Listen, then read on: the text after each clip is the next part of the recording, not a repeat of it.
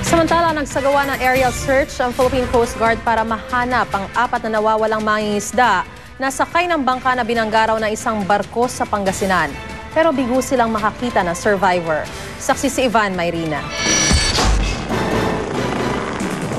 Alas 9:30 ng umaga nang lumipad ang PCG-1636 ng Philippine Coast Guard mula sa Poro Point, La Union. Ang misyon, suyurin ang direksyon pahilagang silangan patungo sa baybayin ng Ilocos Sur para hanapin ang 4 na nawawalang mangingisda na sakay ng isang papalubog na bangka na nabangga pa ng isang dayuhang barko noong nakarang linggo. Pero sa kabila ng magandang panahon, bigong may matagpo ang survivor sa 4 na oras sa aerial search ng Coast Guard. We flew for as far as 110 nautical miles west of the shoreline, so medyo malayo na yon. And from the crash site until Lawag, we were able to search. However, wala eh. Sa ngayon, pinoproseso na raw ng lokal na pamahalaan ang posibleng pag-aabot ng 5,000 pisong tulong sa pamilya ng mga nawawala, bukod pa sa naibigay ng grocery. Nauna nang binigyan ng 10,000 pisong tulong ang pamilya ng namatay na mangingisda at 5,000 pisong tulong para sa mga survivor. Samantala, kinumpirma na ng Hong Kong Marine Department na sa kanila nakarehistrong MV Peach Mountain ang barkong hinihinala na kabangga sa nooy papalubog ng bangka ng mga nawawalang mangingisda. Inaalam pa raw nila mula sa shipping company na nagmamay-ari ng barko ang naging ruta nito. Gayon din ang iba pang impormasyon para sa ikalilinaw ng insidente. Ang MV Peach Mountain ang pinaghihinalaan ng Philippine Coast Guard dahil ito raw ang namataan sa Zambales 4 na oras bago nabangga ang mga mangingisda sa bandang Bolinao, Pangasinan noong June 20. Ang sinisiro namin, ang tinitingnan talaga namin yung Peach Mountain. Vessel of interest lang, hindi pa siya talagang kinoconsider na ito nga yung may kasalanan. Pero ang Northwestern District tinitingnan din ang posibilidad na may iba pang barkong sangkot. Inuulit-ulit din namin silang tinatanong to check on the consistency of their statements of what they have seen. No? Kasi for example, yung binanggit na they saw the word Hong Kong sa aft portion, which means yung sa likod ng barko. Isa lang ang nagsabi nun eh. Yung the others did not see. So we are validating and checking. Mula sa La Union, ako si Ivan Mayrina, ang inyong saksi. Sa unang pagkakataon mula nang mapatalsik sa pwesto, nakapanayam sa telebisyon si dating Chief Justice Renato Corona. Wala raw siyang pinagsisisihan sa mga nangyari, pero muli niyang binanatan ng umano'y pamimersonal sa kanya ng Pangulo. Narito ang report. The Chief Justice of the Supreme Court, Renato C. Corona, guilty Mag-iisang buwan mula nang mahatulang guilty ng impeachment court humanap sa kauna-unahang pagkakataon sa isang panayam sa telebisyon ang napatasik na si dating Chief Justice Renato Corona. Gusto ko magpasalamat sa lahat po nung nagtaguyod at nagsuporta at to those who stood by me, behind me in my fight for judicial independence and the rule of law. Sa programa ni dating Senador Kit Tatad, sinabi ni Corona na bagamat wala siyang pinagsisisihan, ikinasasama raw ng kanyang loob ang naging takbo ng paglilitis. Looking back, wala naman akong maisip na dapat na ika nga, regrets. No? Wala akong maisip na dapat kong ginawa na hindi ko nagawa. Kasi ginawa na namin lahat eh. Yung defense team ko, I think they were heroic. They gave more than I expected from them. Dapat saklaw o sakop nung impeachment issues. So, yung mga ganung bagay, pati yung matters of procedure, yung mga illegally procured evidence, yung hearsay evidence. Muli ring iginit ng dating punong maestrado ang umano'y pamimersonal sa kanya ni Pangulong Noynoy Aquino, bagay na dati ng itinanggi ng palasyo. Siguro ang presidente ng Pilipinas kasi obviously siya yung nag-orchestrate nito from the beginning. Hindi na rin daw itinuloy ni Corona ang paghingi ng judicial review mula sa Korte Suprema kaugnay ng hatol ng impeachment court, kahit pa raw karapatan niya ito. Hindi ko na pinursige siguro dahil kagustuhan ko na sigurong manahimik na ang bayan. Hanggang ngayon, wala pa rin ipinapalit sa posisyong binakante ni Corona sa kataas-taasang hukuman, kabilang sa mga pinakahuling nominado para sa susunod na Chief Justice, sina Senadora Miriam Defensor Santiago, Senador Franklin Drilon, dating Ombudsman Simeon Marcelo, Cagayan de Oro Representative Rufus Rodriguez at constitutionalist na si Father Joaquin Bernas. 13 na sa mahigit 60 pangalang nasa listahan ang tumanggap sa kanilang nominasyon. Out of 65, 15 pa lamang ang aktual na pwedeng i-process ng JBC matapos ang deadline sa July 2. Para sa saksi Joseph Moro, nag-uulat. Sa ibang balita, inilabas na ang kuha ng CCTV sa pang-hold up sa roving teller ng bangko sa isang mall noong Biyernes. Saksi si Salima Refran. Sa kuha ng CCTV ng Robinsons Metro East, mag-aalas 11 ng umaga noong nakarang Biyernes, makikitang isa-isang pumasok sa mall ang 4 na suspect sa pang-hold up sa roving teller ng Robinsons Bank. Lahat naka-t-shirt at shorts at tila iika-ika.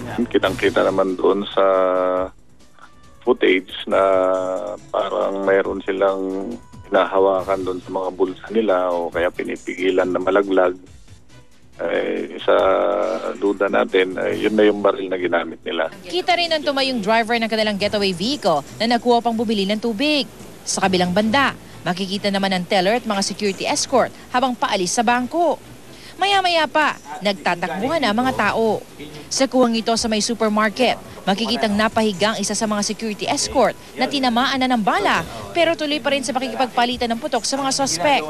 Pero mabilis na nakalabas sa mga suspect sa supermarket exit.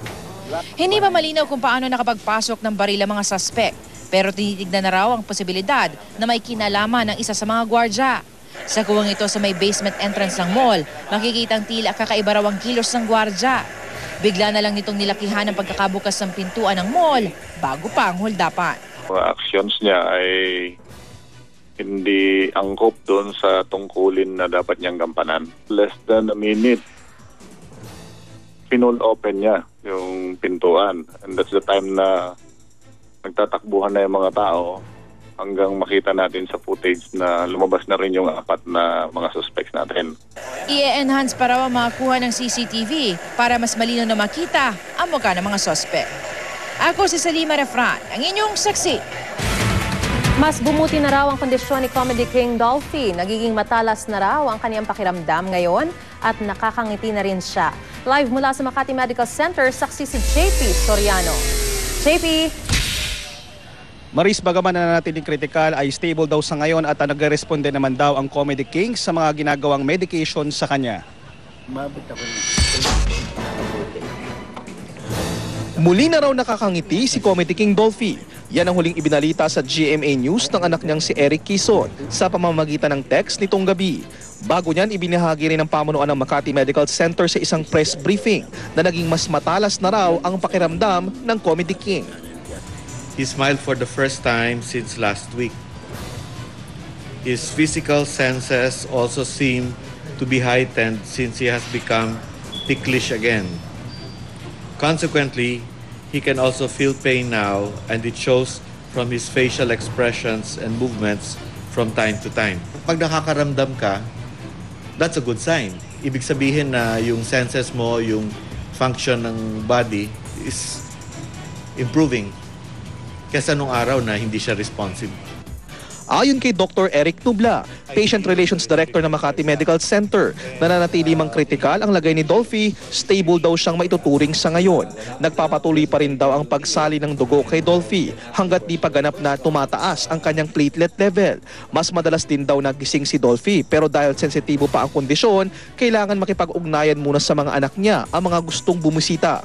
Visitation is stricter now as per doctor's advice, primarily because of health risks, exposure to viruses and bacteria, which might put him in a compromised position because he is, as you can surmise, immunocompromised. Another reason is to also protect Mr. Quezon. Mas hihigpitan din ang pagbabantay kay Dolphy matapos makalusot umano sa ICU ang isang babaeng photographer para kunan ng litrato ang Comedy King. Maris, nitong maghapon hanggang nitong gabi ay wala naman tayo nakitang mga kilalang personalidad na dumalaw sa Comedy King dito sa Makati Medical Center. Pero ayon sa kanyang mga anak ay patuloy silang humingi ng dasal sa publiko para sa patuloy na pagaling ng Comedy King. Live mula sa Makati City, ako si JP Soriano, ang inyong saksi. Sa iba pa rin balita, taliwas sa naging pahayag ng DILG, naniniwala si Defense Secretary Volter Gasmin na hindi bihag nag-abusayap sa suluang Jordanian journalist si Bakir Abdullah Atiani at ang dalawa niyang Pilipinong crew. Ayon kay Gasmin, nakakagalaw raw ng malaya sina Atiani sa kampo ng abusayap. Batay sa ulat ng AFP sa Mindanao Command, nakakapunta rin daw ang grupo sa kampo ng Moro National Liberation Front. Pero ay sa kalihim, handa raw sagipin ng militar ang grupo ni Atiani kung ipag-uutos ito ng Crisis Management Committee. We're ready to move anytime. We are monitoring. We know exactly where they are, where he's moving.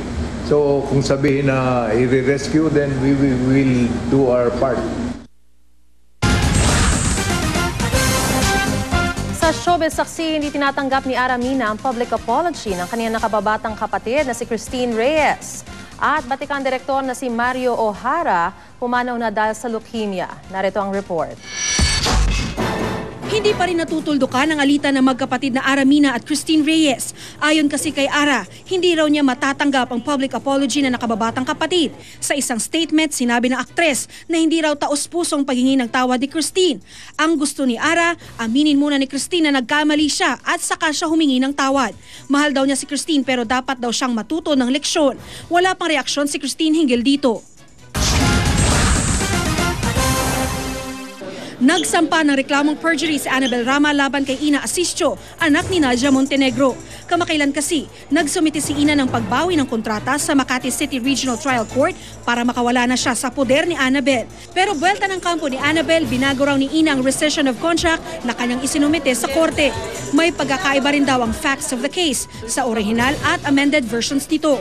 Inconsistent din daw si Ina sa mga inihaing supporting documents sa korte. Kukonsulta raw muna si Ina sa kanilang legal counsel bago maglabas ng pahayag. Namaya pa na ang veteranong direktor na si Mario O'Hara dahil sa leukemia. Nakilala ang galing ni Direk Mario sa mga pelikula niyang 3 Taong Walang Diyos at Babae sa Breakwater. Si Direk Mario rin ang direktor ng programang Lovingly Yours Helen sa telebisyon. Bumuho sa Twitter ang pakikiramay sa pamilya ni Direk Mario. Nagpasalamat sila sa kanyang ipinamalas na galing sa sining. Para sa saksi, Maria Bulaklak Ausente nag-uulat. Saksihan mamaya.